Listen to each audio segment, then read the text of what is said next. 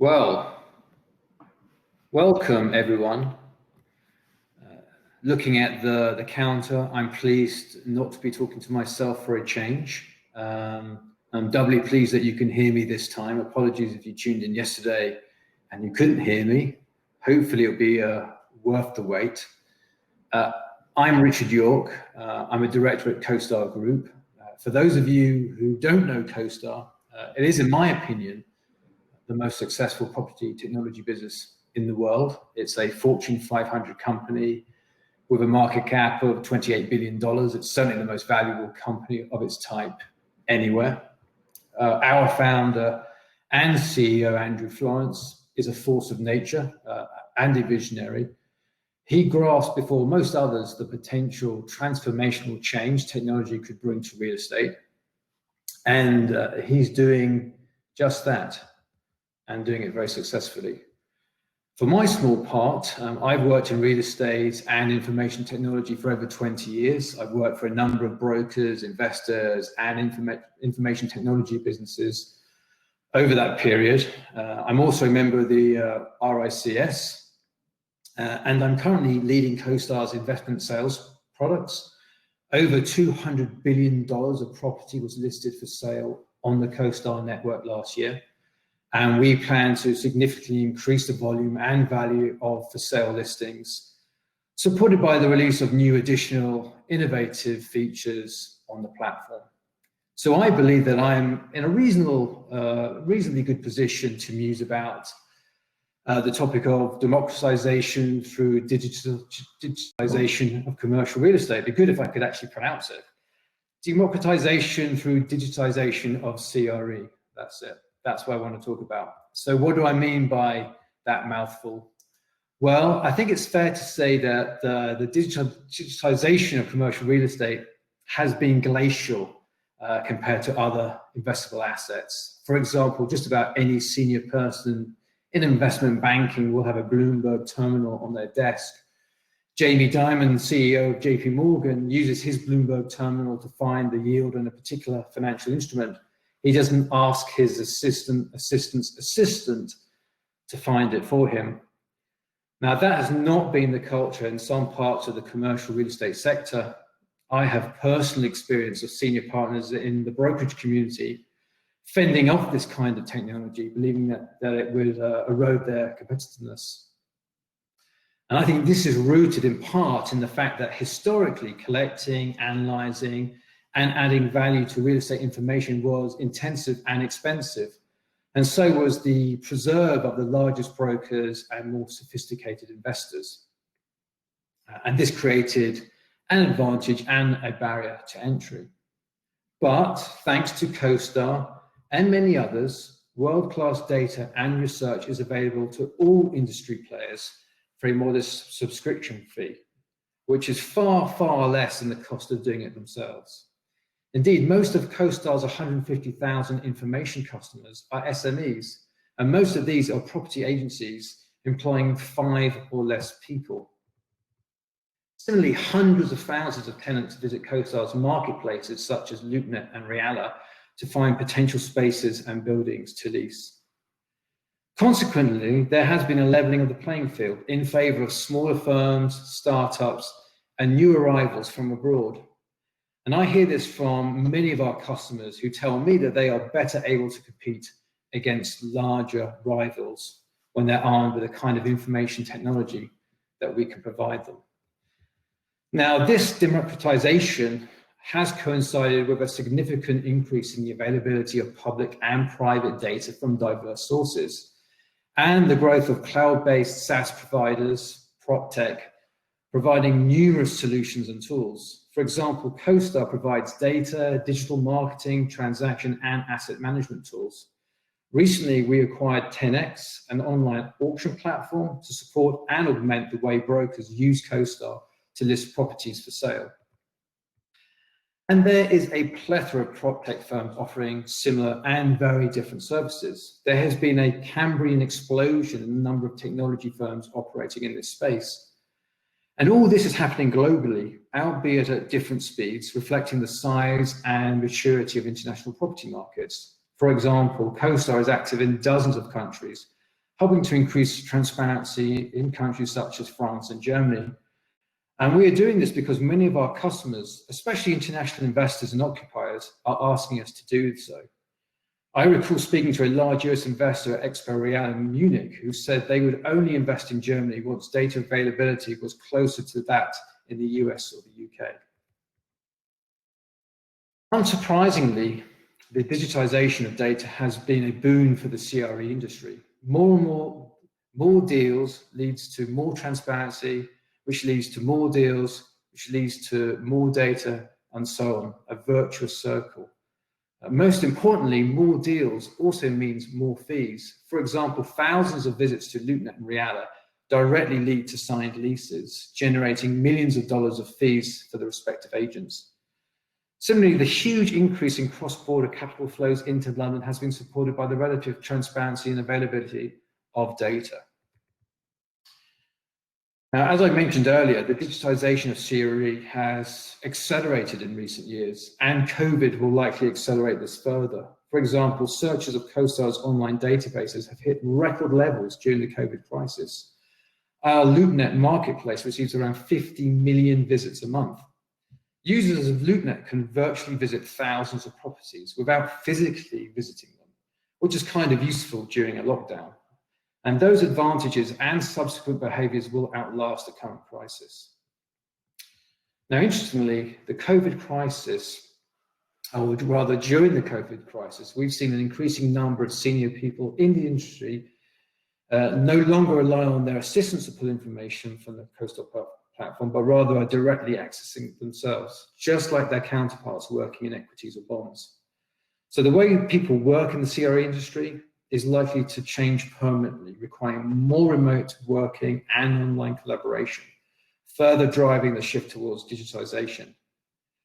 And this will likely create new opportunities, solutions, and market participants, further democratizing CRE. So those are my thoughts. I'd be very interested to hear your opinions, especially about how you believe COVID will change the PropTech community and CRE at large. Who will be the winners? Who might be the losers? Will we see further consolidation across the CRE industry? And if so, will that erode the democratic trends I mentioned earlier? And also, will the global capital flows, which have been a key driver of data digitization, falter? So I'd be good to hear anybody's ideas. So the question's open to the audience. Great, thanks, Richard. Yes, so Richard said, if you all have questions or comments on Richard's questions about the impact to the PropTech community and COVID and CRE at large, let us know. But we do have a few questions that have come in, Richard.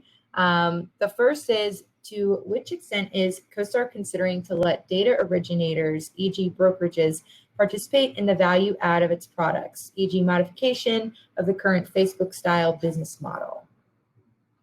Well, I think we have a very strong and open and close working relationship with our customers, including the brokers. Indeed, we deliberately set up customer focus groups to get their feedback, so we understand, the things they like, the things they'd like to see improved and changed. We also set up customer expert panels when we're developing the products, again, and set up sort of beta testing as well to test new features and new releases, and with a small number of customers to ensure that what we deliver is valuable, is impactful, doesn't break, is sustainable. So we're always keen to engage with our customers, obviously, and they certainly are involved in our design and our product development process. The fact that we have so many customers over such a long period of time, and we have such high renewal rates in the high 90%, I think it's testament that we do develop stuff that is valuable and does work. And as I say, we are always looking for input from our customers to develop things that make sense. Our customers are at the coalface every day, doing deals, and it's important that we work with them and gain their insights. I hope that answers the question. Great, thank you. Another question is, in the era or systems integration everywhere, why doesn't CoStar allow API with other applications? I think on occasion we do allow API. I know that's a thing that we continue to think about and look at. I mean, we want CoStar to be, in many respects, the first and last solution that you come to. It's a fantastic news service. People love reading the news. They love to particularly read news about their companies, their deals, etc. But news is an incredible source of information. I mean, some of the best data comes out of those news stories.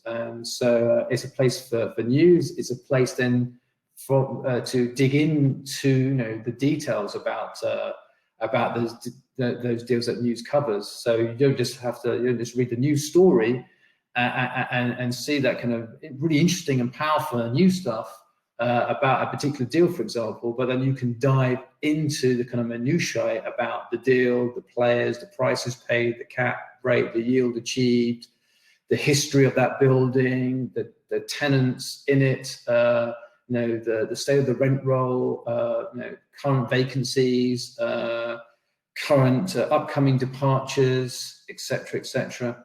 And you can see chapter and verse on that particular building, but then equally you can look at all the other buildings in and around that particular subject property, or look at the wider submarket or the wider market, and you can look at historic trends or future trends based off that very detailed inventory information that we have. So we think CoStar is an incredible place to see all those many layers of information, from the kind of macro level right down to through to the building, down to the tenant, and see everything about, let's say, that tenant, the building, and the wider market. So we are, I think, a very powerful one-stop shop. We're always, again, thinking about how we can develop the product further, always thinking about other information and data sets that are out there. You would have noticed, if you're a CoStar customer, that a great more third-party information from sources like the Land Registry in the UK and other public sources and indeed private sources. People like Dun & Bradstreet, Experian come to mind, Oxford Economics come to mind. You'll see more and more third-party information in our system, but it's kind of pulled together with our data, with our proprietary data, to provide a much kind of rounder, a more comprehensive view of what's going on in a particular market. I think that's where the real value and the real power is, the ability to kind of integrate these different data sets and extract real value out of them. We're probably, I think, we're the only company that produces daily forecasts for thousands of submarkets, and that's thanks to the kind of data integration that we've done. And we think that provides real value to our customers, and certainly, the feedback we have from that it suggests that's the case. So we're always looking to evolve the product. We're always looking at ways we can improve it. So nothing's ever off the table. And in terms of APIs, I think those are things we'll always continue to look at and consider.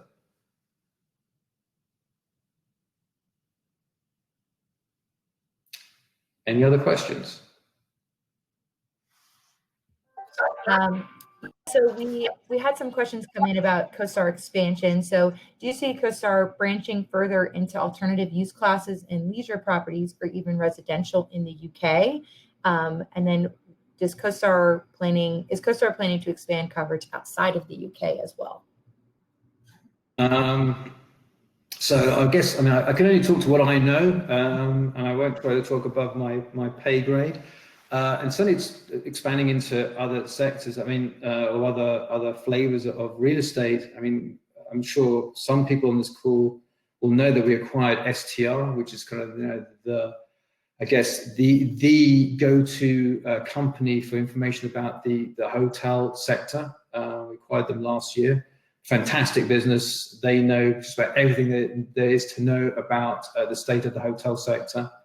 Incredibly detailed, incredibly powerful information, and that's global information. So, and we acquired them because many of our customers, be it on the brokering side or the investment side, advisory side, deal with hotels alongside offices, industrial, retail, and the other property types. So having that information as part of the CoStar suite, as part of the CoStar offer, is incredibly powerful. So we continue to integrate that. I think we're having more information about alternatives is inevitable, because the alternatives are increasingly the mainstream. I know firsthand, speaking to our customers, particularly some of the large institutions, that they're deploying significant amounts of money in the various aspects of residential, in infrastructure, data centers, and all kinds of hard infrastructure, healthcare. And as I say, because of the volume of investment going into those property types, they're not really alternatives anymore. They're very much part of the core. So I would be surprised if CoStar didn't reflect that in the kind of information and data that we provide. As I say, the STR acquisition is a clear indication of that. And in our CoStar UK product, you will see, student accommodation, hotels, and a variety of property types. So I think we will continue to expand that, and we'll see more of that kind of information in our data. As to kind of internationalization, absolutely. I mean, we acquired in recent years companies in France, in Germany, in Spain, and the goal is to have CoStar type products and services across those countries. Absolutely. And our customers tell us that's what they want. I mentioned speaking to a German investor, Expo Real. They were a multifamily investor, very significant investor in the US, would love to do deals in Germany, would like a CoStar type platform to help them do that. So we definitely see value in expanding the CoStar product. STR is a very global business. They have people right across the world, and we know, looking at our own data, looking at other data, real estate has never been more global. There's never been more investment and volumes of capital looking to invest throughout the world. We know that places like London are incredibly popular because there is all the data, there is a lot of transparency. As I mentioned earlier, there's a virtuous circle. More data leads to more transparency, leads to more deals, leads to more data, and so on and so forth. So CoStar is very much part of that. So I suspect we will see us in more international countries in the weeks, months, and years ahead. Great. And I know you asked this of others, so if people have comments on this as well, please type them in the chat. But what is your view on how COVID will impact the PropTech community and CRE at large? Well, as I said earlier, for many years, so the digitization of commercial real estate was kind of glacial compared to other sectors. And we all have friends or colleagues who work in equities and bonds who are used to going onto a Bloomberg terminal or using a Reuters type terminal, or some others to immediately get information on potential acquisitions or assets. It's taken longer for that culture to kind of be embedded and imbued in commercial real estate for lots of reasons. I think Bill Hughes touched on some of those yesterday in his chat. I think so there was in some quarters a bit of resistance to change, to this technological change, but I don't think you can resist it for very long. So we've seen in recent years, increasingly accelerating change. I mentioned this technology and democratization. So real estate is beginning to resemble other financial services sectors in its use and embrace of technology. I think CoStar's been at the forefront of much of that. I think that we're seeing a generational change.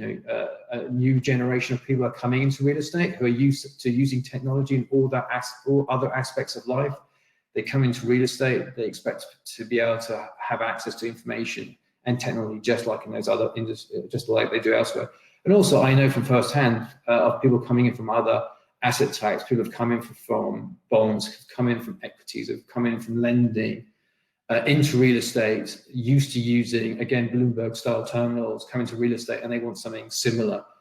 They don't want to rely on, on a spreadsheet of information which is years, months out of date. So those changes were happening anyway, and COVID has just accelerated that. I think as with other sectors, and as I mentioned earlier, visits and usage of our online systems have never been higher. Visits to our online marketplaces like Real and LoopNet are at record levels because tenants going onto LoopNet to find space initially themselves. Tens and tens of thousands of properties, and we have millions of hits. Similarly, the use of our information products has probably never been higher. And as I mentioned, we're seeing an increasing number of senior people coming onto the platform who probably were maybe more reluctant to do that pre-COVID, but now they're working from home, working from remotely, logging in directly themselves, and hopefully having an epiphany and realizing actually this is an incredibly powerful and an intuitive tool. Hopefully thinking, why didn't I use this previously? It's great. So I think COVID has definitely accelerated those trends. We have seen this explosion in PropTech firms, and I go to a lot of PropTech conferences and exhibitions. It's amazing how many firms have started in recent years. Some of them look phenomenal and really interesting. Unfortunately, I dare say many won't make it because that's just the nature of all industries, and particularly industries which sees these kind of bursts of change as we're seeing at the moment. But some of those new companies will be extremely successful and may well be household names in the future. So the way we're all working has changed. The way I'm working has changed. There's going to be a lot more remote working. I think the death of the office has been exaggerated. I still think people want to get together with their colleagues, particularly if they're in creative roles where it's really important to come together and bounce off ideas and have that kind of experience. So I think the office will still play a very important part, but people know that there'll be greater flexibility in the way that people work, and that means that demand for digital information and tools will only increase. And as I mentioned earlier, you can go onto LoopNet and you can see photos and videos and Matterports and all kinds of high quality information, high quality visuals about that building, which in many respects exceeds what you'd get from a physical visit. So, as I say, these behaviors won't stop once COVID is over. These behaviors will stay. And so I think demand for property technology was already increasing. It's only going to increase more so with COVID because, as I say, the world's changed, and people will behave differently to how they did previously. And you speak about a new generation that has come in. How do you think this new generation of CRE professionals will change the demand for PropTech? Well, I think you've got a younger generation who are, and this is a bit of a cliche, forgive me, but more tech savvy. We have, thousands of students in the US and the UK have access to CoStar during their studies, which is because they need that information for their studies. It's great for us because we kind of develop a cohort of CoStar users. So when they venture out into the industry, hopefully when they arrive at a job, they'll have access to a CoStar system so they'll know how to use it, or they go, heaven forbid, they land somewhere that doesn't have CoStar. Hopefully they'll help convince their new company that they really should have CoStar if they're going to be a serious player in commercial real estate. So as I said, I think the new generation of CRE are younger, they're more tech savvy. They're used to getting information from all kinds of digital sources because that's how they live their lives. And commercial real estate shouldn't be any different. It certainly shouldn't be inferior. It has been to a degree inferior, but I think that inferiority has been quickly eroded thanks to CoStar and there's many other PropTech firms. So I think the new generation will expect to see and access high quality information very quickly. Will expect to have access to intuitive tools. They can manipulate information, add value that way.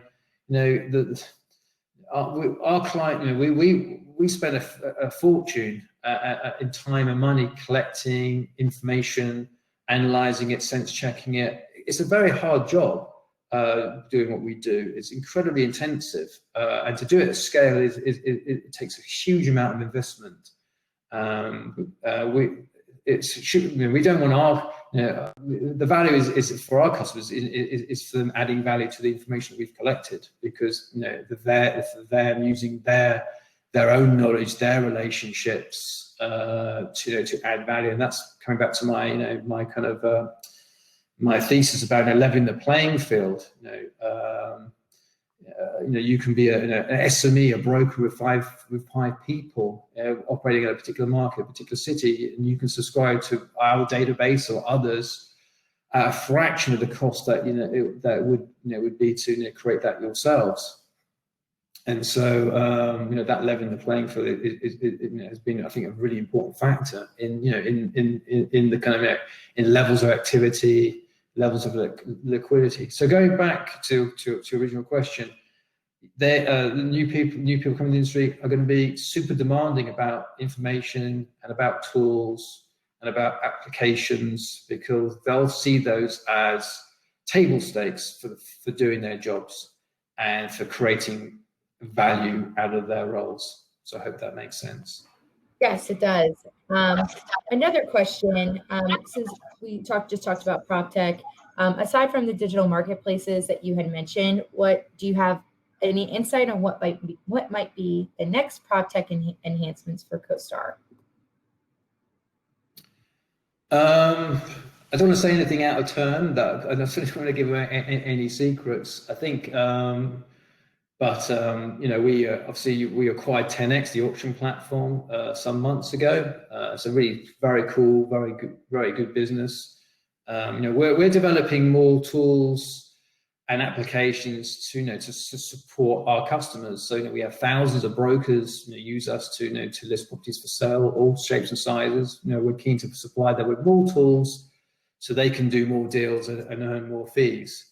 So no doubt we'll make more acquisitions, and those will be integrated into our business.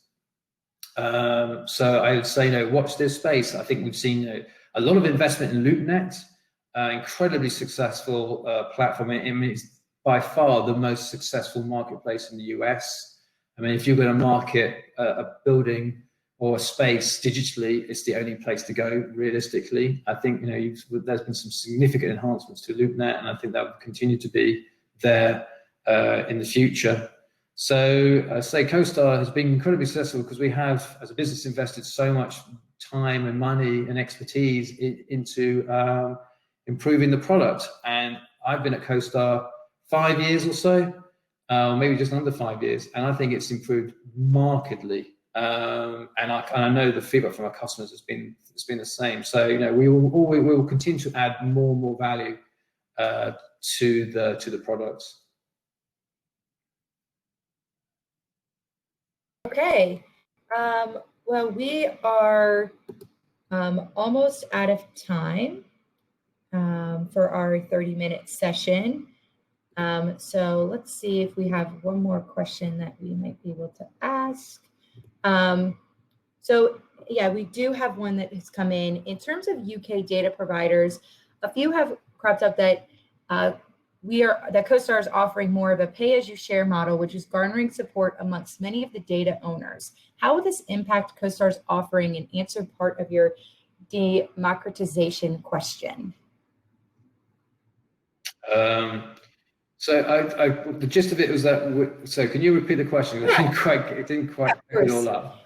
In terms of UK data providers, a few have cropped up that are offering more of a pay-as-you-share model, which is garnering support amongst many of the data owners. How will this impact CoStar's offering and answer part of your democratization question? Well, I can't say too much about what others do. I can only really talk with any kind of any degree of authority about CoStar, and we have thousands of, I think about 16,000 users of the CoStar UK information product. That's by far and away more than any other platform of its type in the UK. I mean, by a magnitude of many. though the vast majority of those users work for SMEs, so we obviously the largest brands you can think of in commercial real estate, particularly from the brokerage community side, are customers, and their usage of CoStar has never been higher.